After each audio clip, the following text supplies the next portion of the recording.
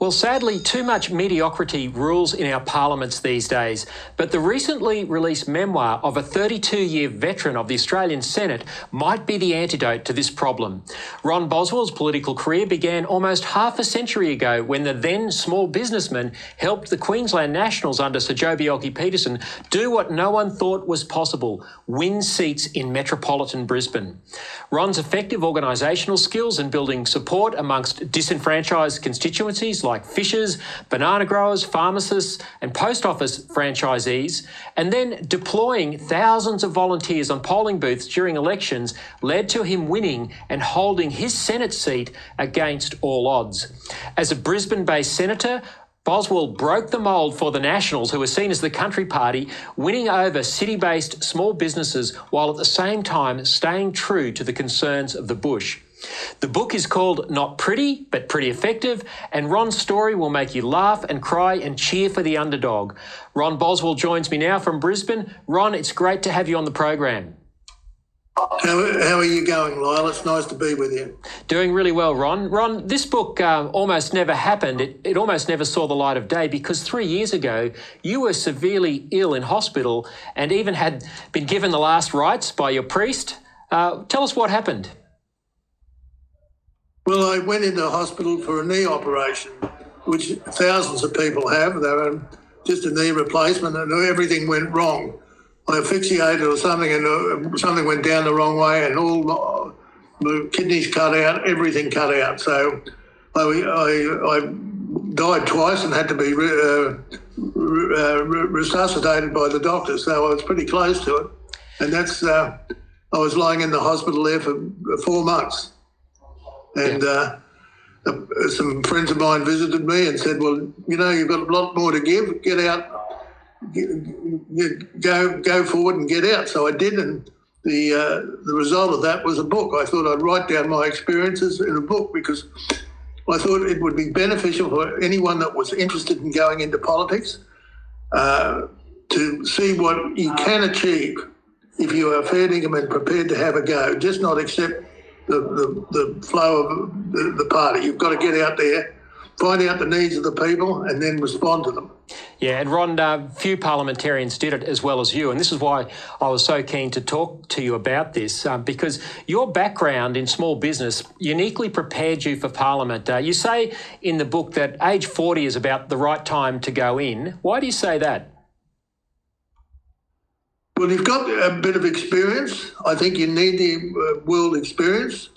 You need experience in the private sector. And 40 is your kids are probably, you know, of an age where you can get away a bit. I found that 40 was the right time to go in. And but the experience I had in running my own business for 16 years, that gave me a real strong background for Parliament. I knew what people wanted. I knew how important the small business sector was. If you want an egalitarian Australia, you've got to have a strong small business sector. And that's what I always believed. Australia was a very egalitarian society, and it's losing that at the moment. And it was backed up by chemists and real estate agents and news agents and the small business sector. And those are the people I tried to support.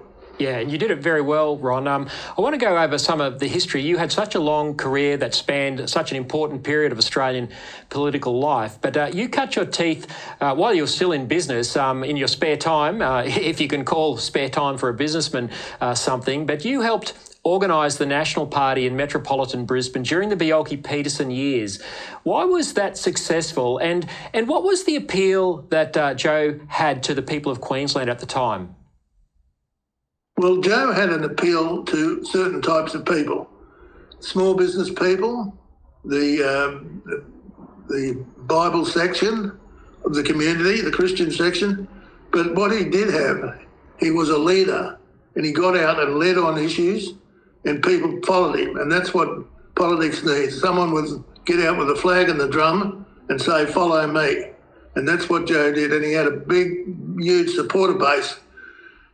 People supported him, but they didn't have any avenue to support him in the polls until we came along And it started on small business, on a trading hours issue. The big end of town wanted to deregulate the trading hours, which would have been very tough for small business, particularly the small businesses in rural Australia. People would have gone into the Bundabergs and the Maryborough to shop and left the Kingaroys out to dry. So I was able to convince Joe that he would destroy families by people making them work Saturday and Sunday 7 days a week, and also he would hurt the primary industry sector or the regional areas. And when I told him that, he said that would be a desecration of Sunday. I said, you are going to stop people going to church on Saturday and on Sundays because they'll be working. And he said, well, that will be a desecration of Sunday and it's never going to happen while I'm Premier. And it never did happen while he was Premier. And then the small business sector could see that he was supporting them because they were terrified of unrestricted trading hours. And when he made sure it didn't happen, they switched their alliances from the Liberal Party to the National Party. And that was the start of it. And Ron, you worked very closely with Sir Joe, and I'll come to Lady Flo in a minute, for many years. But the radical left in Australia and the mainstream left try and characterise Joe as corrupt and all of this sort of stuff. That's the caricature. But it's not quite as simple as that, is it? What's your recollections of the man? When Joe died, he was absolute destitute. He didn't have any money at all. So if he was corrupt, he did a very poor job of it. He didn't have any money at all. He was almost, it was just about penniless. He'd spent all his money on legal actions but he was people, the secret to Joe was you knew where he stood. There was no clouding issues. It was either right or it was wrong or it was good or it was bad. And they were the criteria he used. And he built up a huge, he built Queensland into from a little rural-based state to a powerhouse of mining and tourism and created a lot of wealth. And the big thing that Joe did, the massive thing he did, that sometimes it's forgotten, he took away death duties. He got rid of death duties in Queensland. Then everyone would invest their money in Queensland and the other states had to follow. So that he was the original operator to get rid of death duties, which actually has been so beneficial to most of Australians. Absolutely, Ron. And look, I think the great service you do in this book is you tell that part of Queensland political history and help correct the record. And those chapters on Joe and his premiership of Queensland are absolutely fascinating. You went into the Senate and served alongside Sir Joe's wife, Lady Flo Bjelke-Petersen, and I've had the privilege of meeting her with you, a lovely woman. She was a formidable parliamentarian in her own right as a senator for Queensland for many years. Tell us about your recollections of Lady Flo. Well, I was in the Senate when Flo decided to run. Well, what actually happened was we always had a joint Senate ticket with the Liberals and the Nationals. And then at one stage, the Liberal Party decided that they would run a separate ticket and not have the Nationals on their ticket, which left the National Party in a panic. And they had to find someone that could carry the National Party banner. And two of Joe's biggest supporters decided Flo would be the person. And I was instrumental in helping her get in. I got the numbers for her in the Senate in the pre-selection. And that is explained in the book, how I had to run up from the Gold Coast to Brisbane to get an amended vote and bring it back. I also had to man the polling booths because we had no structure in Brisbane. And that was the start of the National Party. Rather than be deserted by the people, we wouldn't have any support in Brisbane. We built the support up on Flo. She was very likeable. She softened Joe's image down to where he became very acceptable to the people in the metropolitan area. And at one stage we had 8 seats in Brisbane, which I think was as much as the Liberals.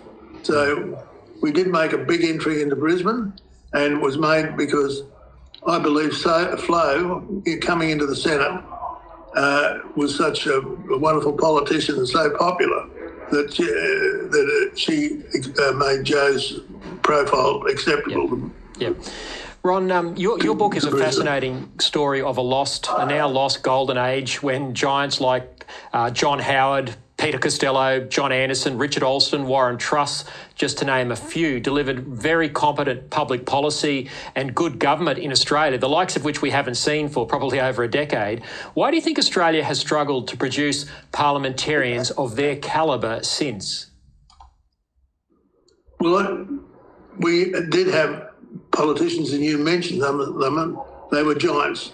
John Howard, Costello. One of the reasons I believe that Parliament is suffering at the moment is that you cannot actually fund a retirement out of the present superannuation. And it is very difficult to spend 32 years of your life and then walk out with no retirement or very little retirement benefit. And I believe that is keeping a lot of people out of Parliament. Look, you never go into Parliament to make money. That shouldn't be the reason.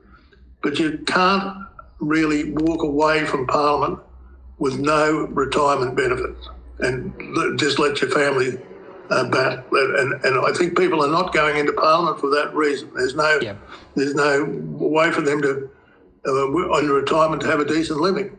Right, and I point that out in the book many times. You do. I think it's a very powerful case. If a country's to have if a country's to have a good future, it's got to have a good parliament. And if you've got to have a good parliament, you've got to have people there with experience. I can remember in the second last party room I was at, I got up in the party room and I said, I'm the only person in this party room that hasn't got a degree, and I'm the only person in this party room who's run their own business. And I was the only person that had run a business in that joint party rooms, Liberal and Nationals. There were farmers and there were doctors and but they're professionals. They're not business people. And I suspect it hasn't got any better in the 10 years since you left, Ron. Ron, I think that's it's getting worse, mate. Yeah. Straight from university, straight into a parliamentary office, then into a ministerial office, and then into Parliament House with no experience other than 4 or 5 years at university. Yep. No business. Business taught you how to get on with people, how to get on with your employees, how to get on with your customers, how to negotiate. It was just like a little microcosm of Parliament. Yeah. And people just don't have that experience going into politics now. Yeah. Well, I think the proposition you make in the book about improving the retirement benefits, that was all junk because of populism under Mark Latham. Unfortunately, Australians have this perception, the tall poppy syndrome, but we've got to get over that. And as you say, make sure that there's some incentive for politicians after they leave. Ron, in the book, you are scathing about the net zero climate policies of both Labor and the Coalition. You write, and I quote, "When I see homeless people on the street, I think of the billions wasted to get more expensive electricity and I shudder. I'll regret that decision," that is the decision to support net zero, or the Coalition's decision to support net zero, "and to not oppose the renewable energy regime for the rest of my life," end quote. Is it simply, Ron, a lack of courage that stops the conservative side of politics from breaking free of this destructive policy? Well, I fought the carbon tax policy. I fought it to a standstill. We actually won that. We defeated the carbon tax, but we didn't defeat the renewable energy.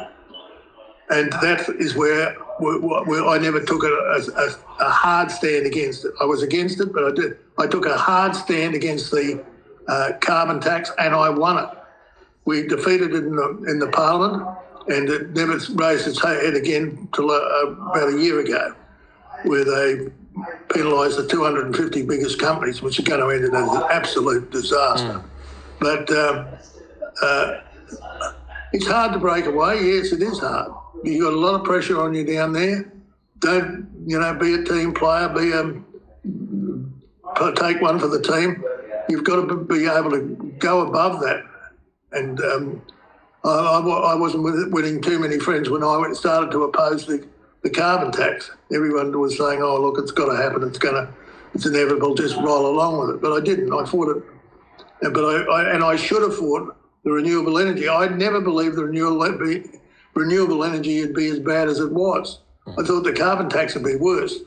But the renewable energy, I regret never standing up and fighting against that.